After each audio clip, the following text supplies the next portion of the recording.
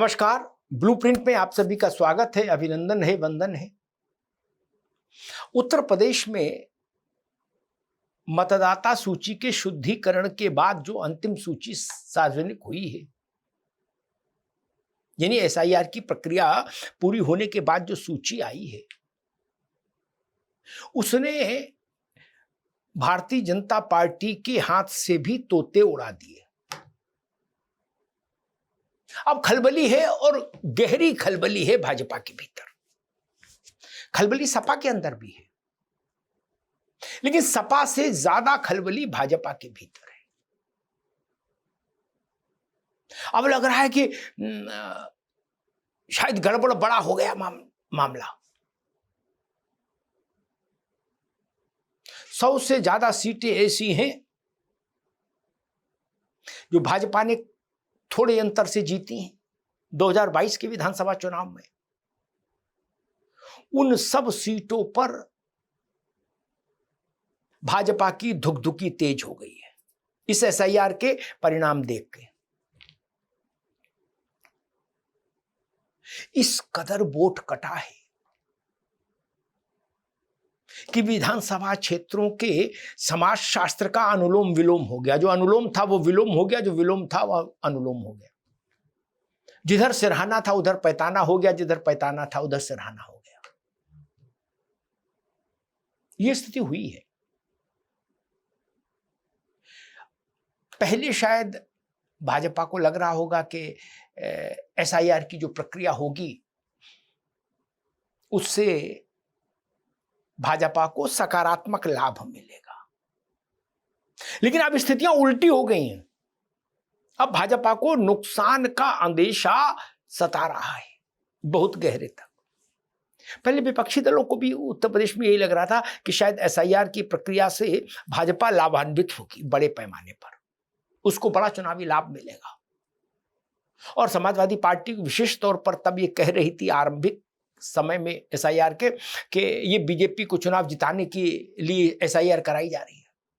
लेकिन धीरे धीरे जैसे जैसे प्रक्रिया आगे बढ़ी और जमीन पर समाजवादी पार्टी ने उसका अध्ययन किया और उसके बाद जब अब उसकी अंतिम सूची आई उस प्रक्रिया के पूर्ण होने के बाद, तब सपा को समझ में आ गया कि इसमें सपा का ज्यादा नुकसान नहीं है।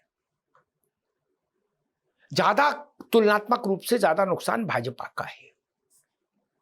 एसआईआर के बाद की मतदाता सूची का पहला विश्लेषण ये है कि समाजवादी पार्टी के मुकाबले बीजेपी को नुकसान ज्यादा बड़ा हो सकता है उत्तर प्रदेश के विधानसभा चुनाव में ड्यू टू एसआईआर के कारण। अब ऐसा हुआ क्यों? भाजपा से चूक कहां हुई? जो पार्टी काडर आधारित पार्टी है, जिसके पास एक अपना बड़ा संगठन है, जिसके पास आनुषंगिक संगठनों का पूरा कारवां है, वो पार्टी एसआईआर के मामले में जमीन पर कहां चूक गई? अब इसकी पड़ताल हो रही है, खोजबीन हो रही है। हालांकि बहुत ही कोई शोध का विषय नहीं। उत्तर प्रदेश में भाजपा के चाल चलन को समझने वाले सामान्य लोग भी इस बात को जानते हैं कि एसआईआर की प्रक्रिया के दौरान भारतीय जनता पार्टी के राज्य के संगठन ने कतई वो रुचि नहीं ली, वो सक्रियता नहीं दिखाई एसआईआर को लेकर जैसी उससे अपेक्षित थी। संगठन अपने मन की मौज में चलता रहा। विधायक अपने रो में बहे जा रहे थे, सांसद अपनी मनमर्जी में चल रहे थे। महामंत्री, उपाध्यक्ष, मंत्री, फलान ढिकान, मोर्चों के अध्यक्ष, मंडलों के अध्यक्ष, क्षेत्रों के अध्यक्ष, संगठन अटा पड़ा है भाजपा का। इतना ज्यादा संगठनात्मक ढांचा है जितना अच्छे 2-4-5 पार्टी मिला के नहीं होगा। जाने कितने पदाधिकारी और कितने अधिकारी, लेकिन जमीन पर नहीं उतरे।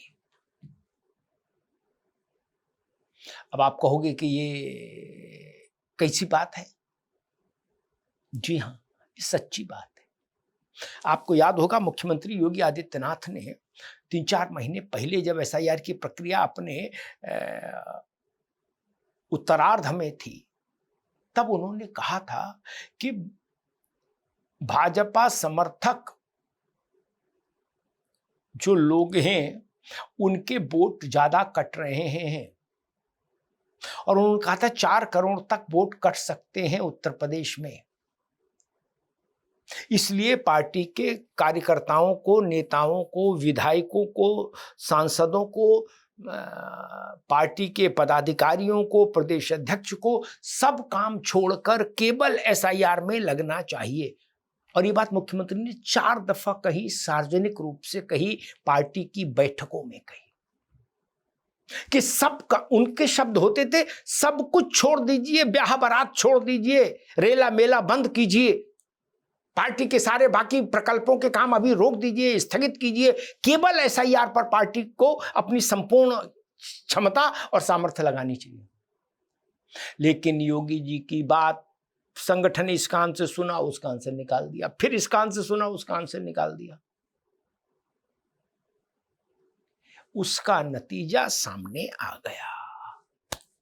एसआईआर की सूची ने, के बाद की मतदाता सूची ने अब तोते उड़ा दिए। अब माथा पकड़ के, कपार पकड़ के भाजपा बैठी है कि क्या करें, कैसे करें। ये तो बड़ा नुकसान हो गया। इतना 2 करोड़ से ज्यादा वोट कटा है। 2022 की जो विजय थी वो बहुत बड़े मार्जिन वाली विजय नहीं थी। अधिकांश चुनाव क्षेत्रों में भाजपा ने विजय तो हासिल की थी, लेकिन बहुत छोटे छोटे मार्जिन से हासिल की थी। इसीलिए शायद योगी जी बार बार चेतावनी दे रहे थे कि जागो, निद्रा से बाहर आओ। तब भाजपा, प्रदेश भाजपा के कर्ता धर्ता कर्णधारों को लगता था कि संगठन सरकार से बड़ा है, संगठन सरकार से बड़ा है, तो सरकार का मुखिया संगठन को कैसे बताएगा कि क्या करो, हम लोग खुद तय करेंगे, हम बड़े नेता हैं। उन बड़े नेताओं ने घोर माठा कर दिया प्रदेश में, और भैंस चली गई पानी में। अब भजो जय श्री राम, जय श्री राम बोलो या राधे राधे जपो, आपकी मर्जी, करो कीर्तन। क्योंकि उस वक्त आपको याद होगा बड़ा भारी एक शोर चल रहा था, बार बार कहा जा रहा था संगठन सरकार से बड़ा है, संगठन सरकार से बड़ा है। इस बात को गायत्री मंत्र की तरह से जपा जा रहा था, यत्र तत्र सर्वत्र उत्तर प्रदेश में। तो मंडल का भी जो अध्यक्ष था वो भी टेढ़ा टेढ़ा चल रहा था।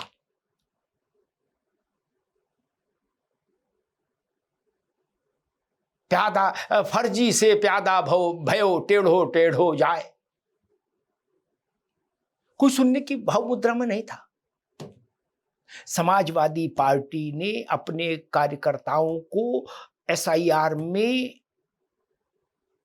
ज्यादा सतर्कता बरतने का जो निर्देश दिया वो जमीन पर दिखा। सपा के लोगों ने जमीन पर काम किया एसआईआर में, वोटरों के साथ मिलकर और बीएलओस के साथ मिलकर। लेकिन भारतीय जनता पार्टी के संगठन ने अपने अहंकार में, अपने दंभ में स्थिति की गंभीरता को नहीं समझा, उसको उस स्तर से नहीं लिया कि चीज कितनी गंभीर है। अगर भाजपा ने ये गलती नहीं की गई होती भाजपा प्रदेश संगठन के द्वारा, तो आज शायद मतदाता सूची दूसरे ढंग की होती। आप सोचिए, मंत्रियों की सीट्स पर, बड़े मंत्रियों की सीट पर 1/3 वोट साफ हो गया। क्या सुरेश खन्ना और क्या ब्रजेश पाठक? संगठन कहां था? चिर निद्रा में लीन था क्या? समाधि में था क्या? ध्यान में था क्या? अर्ध चैतन्य अवस्था में था? क्या कर रहा था संगठन? एसआईआर से बड़ा कोई काम था कि गौरक्षा प्रकोष्ठ में लगा था संगठन, और गंगा प्रकोष्ठ में। यह दीनदयाल उपाध्याय सांस्कृतिक जागरण पुनरुद्धार मंच के काम में लगा था। वो इसीलिए मुख्यमंत्री ने कहा था कि सारे संगठन के काम, सारे अभियान स्थगित करिए, अभी केवल एसआईआर में लगी है। तब नहीं सुना, और नहीं सुना तो झेलो। अब इस सूची में अंतर नहीं आ सकता। फॉर्म 6 जमा करवा के कितने वोट बनवा लेंगे आप? बहुत स्थिति खराब हो गई।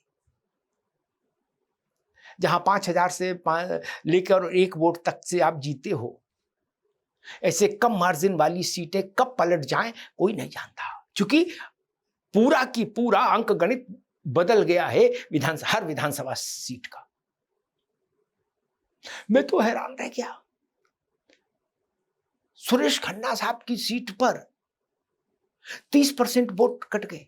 Brajesh Pathak deputy chief minister, उनके यहाँ लखनऊ कैंट में 33-34% वोट साफ हो गया। संगठन सोता रहा नींद में, ऐसी साउंड स्लीप, कोई होश ही नहीं। तो अब जैसा किया वैसा भरो। अब वो संगठन के वीर लोग कहां हैं भाजपा के प्रदेश के, जो हर वक्त बिल्कुल रंगबाजी के साथ ये ऐलान करते थे कि संगठन जो तय करेगा वो खुद तय करेगा, संगठन किसी के निर्देश पर नहीं चलेगा। वो कहां है? अब क्या करेंगे? ये काम तो संगठन का था। बीएलए संगठन को देने थे, सरकार को नहीं। पार्टियों से मांगे गए थे, सक्रियता पार्टियों को दिखानी थी, सरकार को नहीं।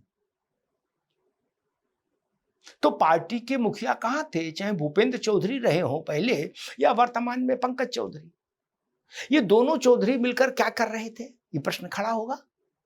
इन्होंने पार्टी के काडर को गांव-गांव तक इतना सक्रिय क्यों नहीं किया, उत्प्रेरित क्यों नहीं किया कि एक भी जगह एसआईआर में गड़बड़ी नहीं हो पाए, कि अपने किसी भी व्यक्ति का वोट नहीं कट पाए?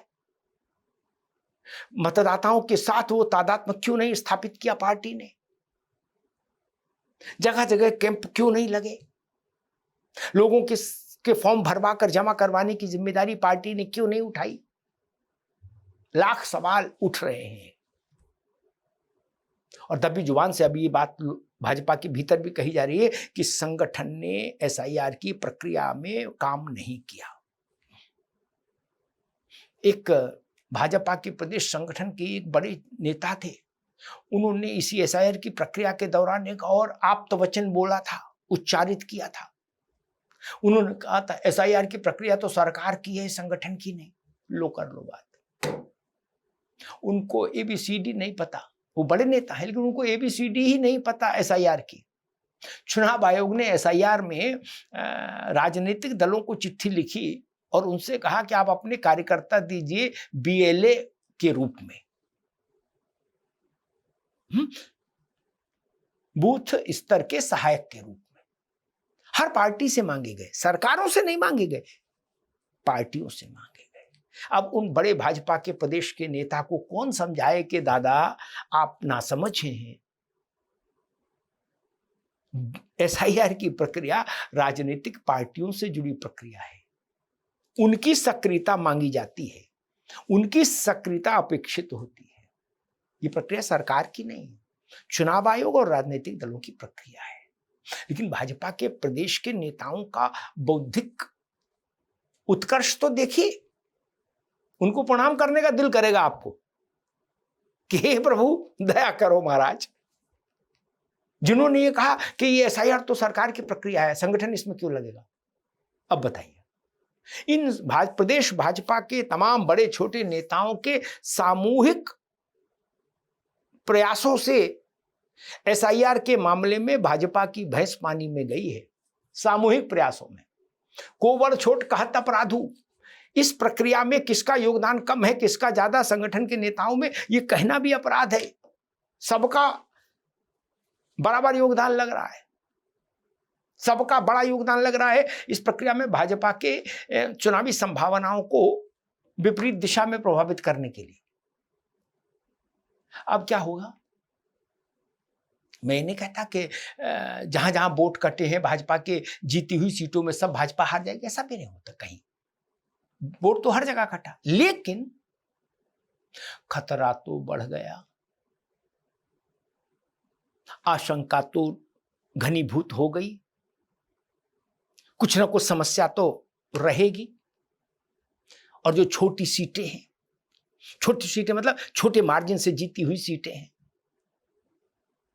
200 वोट, 100 वोट, 200 वोट, 500 वोट, 1000, 2000, 3000, 5000 तक की वो सीटें तो गड़बड़ा सकती हैं।